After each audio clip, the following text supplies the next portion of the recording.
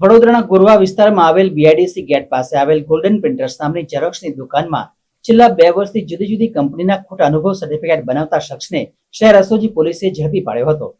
વડોદરા શહેર એસઓજી પોલીસની ટીમને પેટ્રોલિંગ દરમિયાન ચોક્કસ બાતમી મળી હતી કે શહેરના ગોરવા બીઆઈડીસી રોડ પર આવેલ ગોલ્ડન પ્રિન્ટર્સ નામની દુકાનમાં જુદી જુદી કંપનીઓના ખોટા અનુભવ સર્ટી પૈસા લઈને કાઢી આપવામાં આવે છે.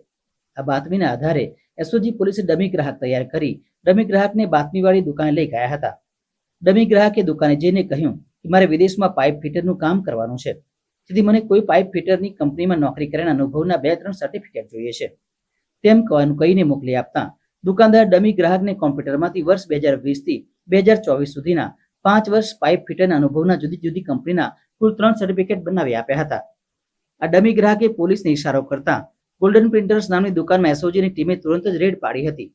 આ રેડમાં જાણવા મળ્યું હતું કે દુકાનદાર છેલ્લા 2 વર્ષથી ગ્રાહકોને આ પ્રકારના ડમી સર્ટિફિકેટ બનાવીને વેચતો હતો.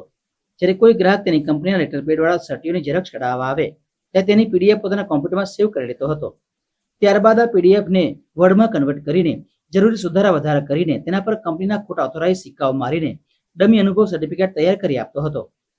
એસઓજીની ટીમે ઘટનાસ્થળથી જુદી જુદી કંપનીના સિક્કા ઉપર સહી કરી આરોપીએ બનાવેલ સર્ટી નંગ 3 અને જુદી જુદી કંપનીના નામ લોગોવાળા કોરા લેટરપેડ નંગ 19 સાથે ખોટા સર્ટી બનાવવા માટે ઉપયોગમાં લીધેલ કોમ્પ્યુટર સેટ, કલર પ્રિન્ટર તથા તેને લગતો સરસામાન મળી કુલ રૂપિયા 21,130 મુદ્દામાલ સાથે આરોપીની ધરપકડ કરી હતી.